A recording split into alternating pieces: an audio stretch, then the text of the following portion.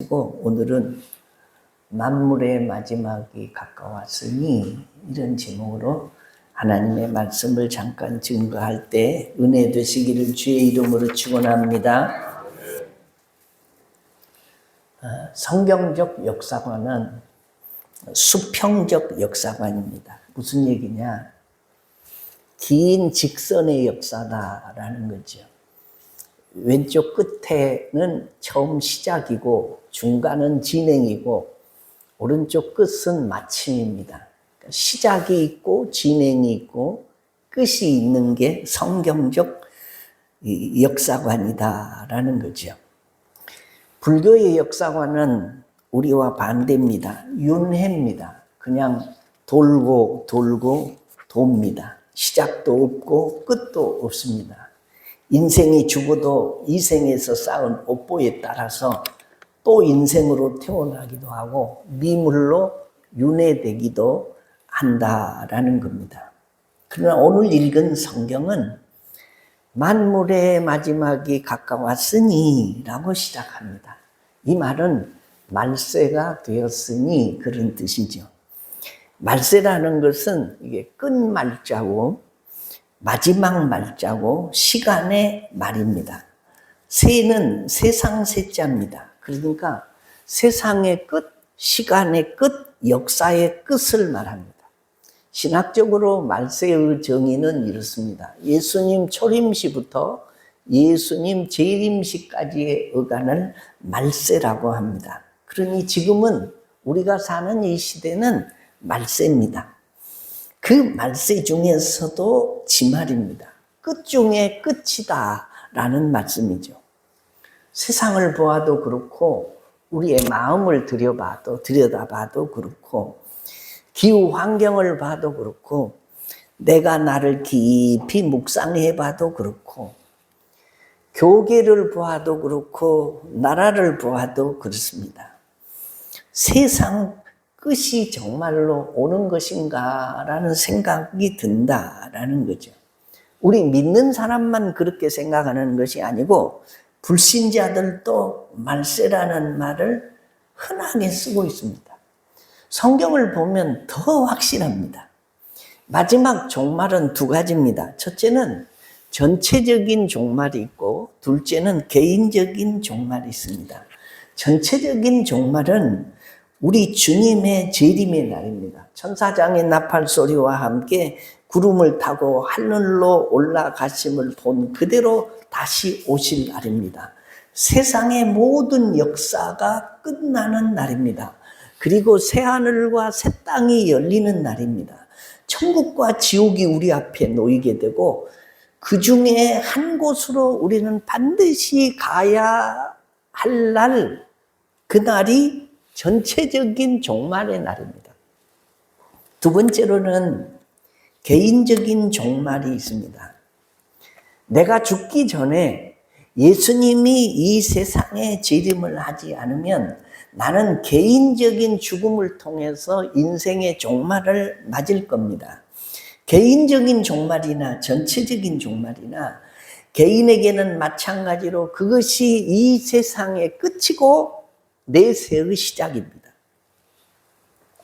현재 지구상에 살고 있는 사람의 숫자는 약 82만 명이 살고 있습니다. 그런데 이 지구가 생긴 이래로 이 땅에 왔다가 간 사람들, 개인적인 종말을 당해서 죽은 사람의 숫자가 작게는 700억 명에서 많게는 1000억 명가량이 된다라고 합니다. 최근에 무한공항 참사로 179명의 고귀한 생명들이 일순간에 희생되는 일이 있었습니다. 말 그대로 참사였습니다. 참사로 희생되신 분들 중에는 한 가족이 잔치하고 여행 다녀오자고 했는데 그냥 5사람이 일시에 그 참사로 죽은 일도 있고 고령자도 있고 3살 먹은 어린아이도 있고 교육공무원이나 농협 직원이나 공무원 등 아주 사연이 다양했습니다. 죽고 나니까 나중에 알고 보니까 함께 여행을 다녀왔는데 보니까 내연녀하고 둘이 부인 몰래 여행 갔다가 그 참사에서 죽은 사람도 있었다는 보도도 있습니다. 어쨌든 이 안타까운 죽음이 일시에 179명이라는 사람이 같은 시간에 같은 장소에서 죽는 일이 있었다는 것입니다. 여러분, 죽음에 대해서 제가 그 전에 말씀을 드린 대로 죽음에는 아는 것 세 가지와 모르는 것 세 가지가 있습니다. 아는 것 세 가지는 반드시 우리는 한 번은 죽는다는 것이고, 그러니까 종말을 맞는다는 것이고, 점점 내 차례도 다가오고 있다는 것이고, 그리고 갈 때는 혼자 죽습니다. 동행해 줄 사람이 아무도 없습니다. 모르는 것 세 가지는 언제 죽을지 모르고 어떻게 죽을지 모르고 어디서 죽을지 모릅니다. 이게 모르는 것 세 가지입니다. 오늘 성경 본문이 말씀합니다. 만물의 마지막이 가까웠으니, 성경 말씀에 시편 기자가 이렇게 하나님께 기도를 합니다. 시편 90편 12절에 우리에게 우리 날 계수함을 가르치사 지혜로운 마음을 얻게 하소서. 나의 사는 날을 계수하는 지혜를 달라고 기도를 하는 것입니다. 개인적인 종말을 계산하면서 살 수 있는 지혜를 달라고 하나님 앞에 기도하는 겁니다. 살 날을 계산하며 사는 것이 지혜라는 거죠. 우리나라 남자 평균 수명이 80.3세라고 합니다. 여자의 평균 수명은 86세라고 합니다. 80.3세에서 지금 내 나이를 빼면 그 답이 여러분이 보편적으로 살 날입니다. 여자분들은 86세에서 지금의 내 나이를 빼면 그 답이 앞으로 여러분이 살아갈 보편적인 세월입니다. 아이고, 저는 나이 86세가 넘었는데 지금도 썽썽하게 살고 있는데요. 그건 하나님이 덤으로 주신 인생이라고 생각하고 더 보람있게 살아야 됩니다. 남자분들도 마찬가지입니다. 80.3세가 넘어서 지금도 살고 있는데 그러면 그건 하나님이 덤으로 주신 축복이다라고 생각하고 어떻게 살아가야 하나님의 뜻대로 보람되게 남은 생애를 살 것인지를 고민하면서 살아야 됩니다. 근데 요즘에는 100세는 기본이고 재수 없으면 120살까지 산다고 하지 않습니까? 이렇든 저렇든 우리가 90을 살든 100을 살든 120을 살든 간에 결국 시간의 차이는 있을 망정 반드시 끝은 온다라는 것입니다. 그러니 결국 말세인 것만은 사실이다. 전체적으로 봐도 그렇고 개인적으로 봐도 그렇습니다. 그러면 이 말세를 사는 사람, 우리 그리스도인들은 어떻게 살아야 잘 사는 것일까? 우리는 늘 하나님의 말씀에서 답을 찾아야 되는 줄로 믿으시면 아멘. 오늘 성경 말씀에 만물의 마지막이 가까웠기 때문에 해야 할 일을 아주 일목요연하게 제시를 하고 있습니다. 7절부터 11절까지의 말씀을 보면 만물의 마지막이 가까웠다라는 말 뒤에 4번의 명령어가 나옵니다. 이 4번의 명령어 속에 집약되어 있다고 보면 됩니다. 첫째와 둘째 명령이 7절에 나옵니다. 만물의 마지막이 가까웠으니 그러므로 너희는 정신을 차리고 근신하여 기도하라. 여기 근신하여 기도하라는 번역을 정확하게 번역을 하면 기도에 근신하라 그런 말입니다. 기도하라가 아니고 기도 속으로 근신하라 그런 뜻입니다. 그러니까 7절에 2번 명령어가 나옵니다. 정신을 차려라, 근신해라. 그리고 8절에 3번째 명령어가 나옵니다. 열심으로 서로 사랑해라.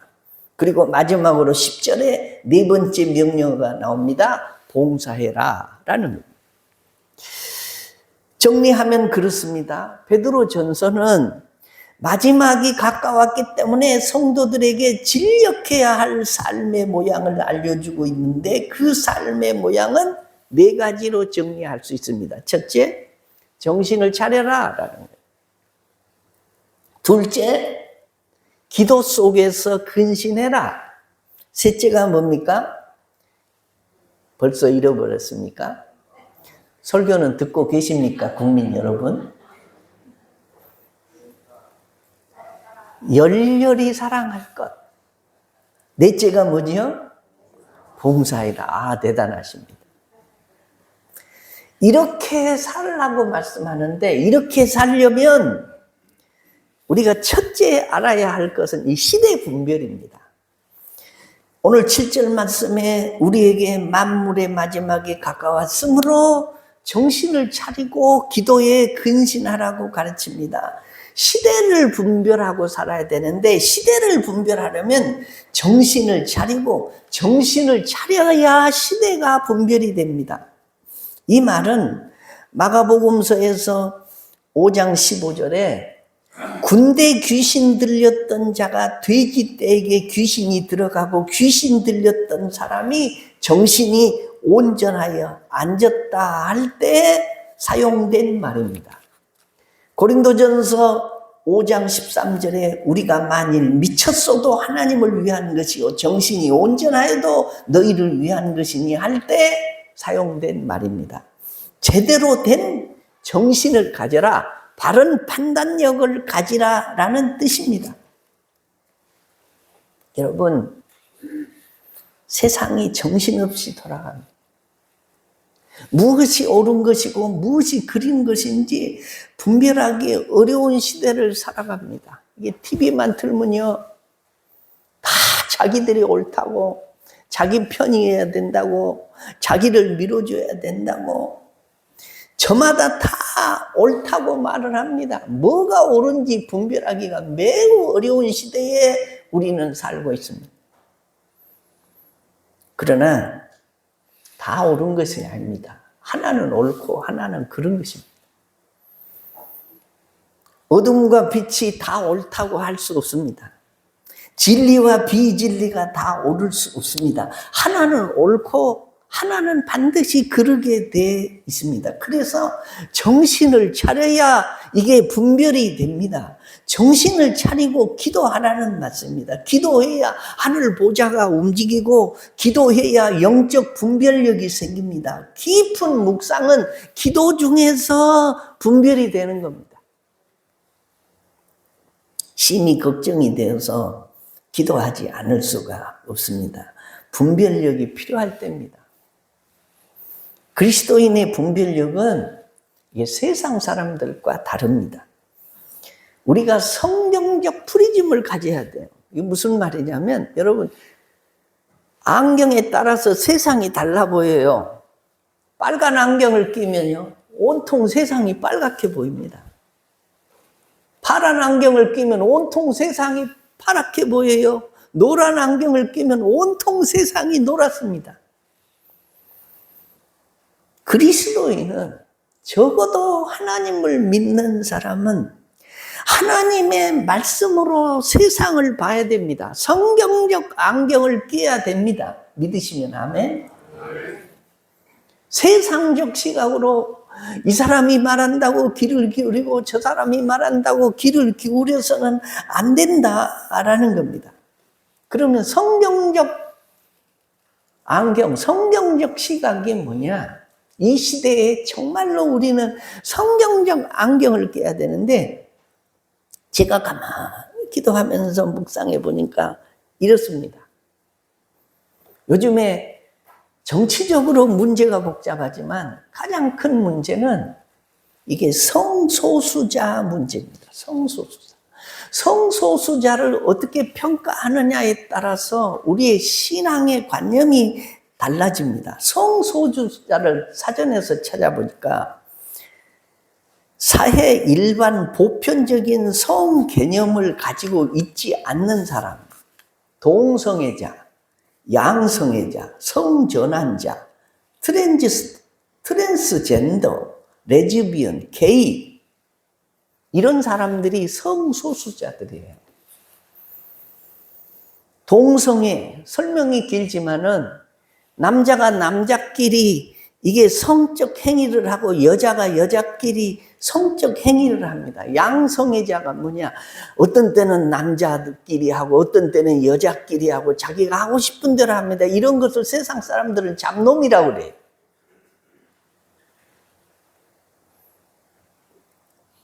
트랜스젠더, 이거 발음이 잘 안 되네. 트랜스젠더. 남자가 여자 노릇을 하고 여자가 남자 노릇을 하는 거예요. 남자가 여자로 꾸며가지고 입술도 바르고 치마도 입고 막 여기 가슴도 이렇게 뭘로 막 두르고 다니고, 이게 트랜스젠더. 레즈비언, 여자 동성애자를 일컫는 말입니다. 게이, 남성 동성애자들, 이걸 호모라고 하죠.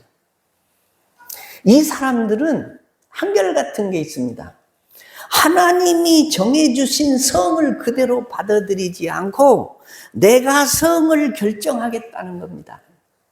조금 더 나가면 내가 하나님 노릇을 할 터이니 하나님은 내 인생에 간섭하지 말라는 반항이자 이게 사탄의 전략입니다. 여러분 어디서 많이 들어본 소리 아닙니까?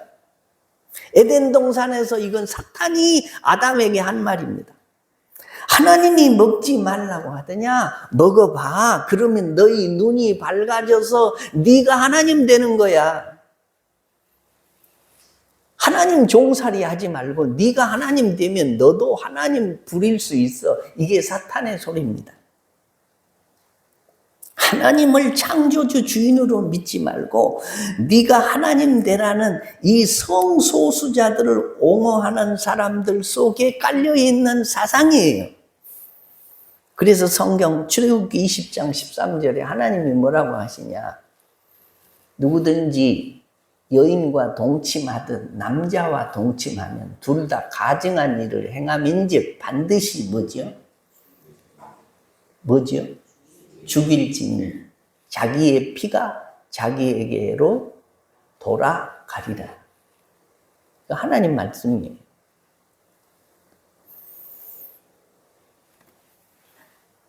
이것을 우리가 하나님의 말씀으로 받아들여야 되는데 요즘 세상은 그렇지가 않다. 남자와 여자와 여자와 여자와 남자가 남자와 자기 마음대로 자기 정욕대로 그냥 살라는 거예요. 우리가 혹 어떤 사람이 그렇게 살면 뭐 지 성향이니까 지가 그렇게 살다 심판받으면 되지, 그러고 그냥 지나가면 됩니다. 그런데 요즘에 이 정치권에서 차별금지법을 만들려고 기를 씁니다. 차별금지법이 뭔지 아십니까? 이 성소수자들을 이렇게 설교 시간에 내가 그 성소수자 그놈들 나쁜 놈들이다, 하나님의 징계를 받을 놈들이다라고 설교를 하면 벌금을 물거나 감옥에 가야 돼요. 차별금지법을 정해놓으면 성소수자를 비난했다는 거죠. 그래서 이런 설교를 못합니다. 차별금지법이 생기면. 그런데 차별금지법을 만들려고 국회에다 몇 번이나 그것을 이게 상정을 했는데 그건 안 된다 하고 지금까지 누르고 눌러온 것입니다. 계속해서 그걸 상정하고 있습니다. 차별금지법 만들라고. 그냥 이 나라의 이 동성애를 공공연하게 다 하게 내버려 두라. 여러분 머지않아 그런 일이 생길 수 있습니다. 남자 며느리를 얻을 수 있고요, 여자 사위를 얻을 수 있어요. 이 세상이 이렇게 가면 소돔성이 유황불로 멸망했습니다. 그 원인이 뭔 줄 아십니까? 동성애 때문입니다. 하나님이 가장 싫어한 일을 이 성사람들이 행하는 것입니다. 그래서 소도미즘이라는 말은 동성애라는 말이에요. 하나님이 그것을 허락하지 않는데도 사람들이 그것을 행하고 내 좋을 대로 하나님이 주신 성을 인정하지 않고 성을 내가 선택하겠다고 하는 이 세상을 망치는 법안을 지금 이 나라에서 통과시키려고 한다라는 거예요. 두 번째가 뭔지 아십니까? 카를 마르크스라는 사람이 있습니다. 이 사람은 독일의 공산주의 혁명가고 혁명적 사회주의자입니다. 공산주의 이론을 제청한 사람이라고 할 수 있는 사람입니다. 근데 그 사람의 저서에 이런 말이 있어요. 종교는 아편이다. 요즘으로 말하면 종교는 인민의 아편이다. 마약이다라는 거죠. 종교는 공산당을 망치는 마약 같은 존재라는 것입니다. 공산주의를 방해하는 종교가 기독교입니다. 기독교는 공산주의를 용인할 수가 없습니다. 6.25 때 예수 믿는 사람들이 얼마나 많이 순교했는지 아십니까? 우리 교단에서 순교지로 지정해 놓은 교회가 많습니다. 공산군이 내려와서 예배를 드리고 있는데 교회에 철장질을 하고 못질을 하고 불을 질러서 예배 드리고 있는 교인들 다 태워 죽인 교회가 굉장히 많습니다. 그래서 순교자 사적지 교회들이 지금 우리 전남에도 많습니다. 영광에 가면 몇 교회가 있습니다. 공산주의는 기독교를 용인할 수가 없는 것입니다. 왜요? 자기들의 지도자, 북한을 예를 들면 김정은 외에는 다른 이 종교나 하나님을 섬기는 것을 절대적으로 반대를 하는 거예요. 그래서 북한 사람들은 예수 믿다가 잡혀가서 아오지 탄광에 살거나 지하에 숨어서 예수를 믿습니다. 공산당 끝에는 하나님이 없습니다. 하나님을 없앱니다. 신은 없고 공산 지도자가 대신 하나님 노릇을 합니다. 그래서 기독교를 탄압하는 겁니다. 만약에 사회주의나 공산주의가 되면요, 가장 먼저 없어질 곳이 교회입니다. 그들은 기독교를 용납을 하지 않습니다. 여러분 최근에도 중국 사회주의에서 포크레인으로 교회를 막 공안들이 지켜보는데 허물은 그런 기사 보지 않았습니까? 교회를 허물어뜨려 버려요.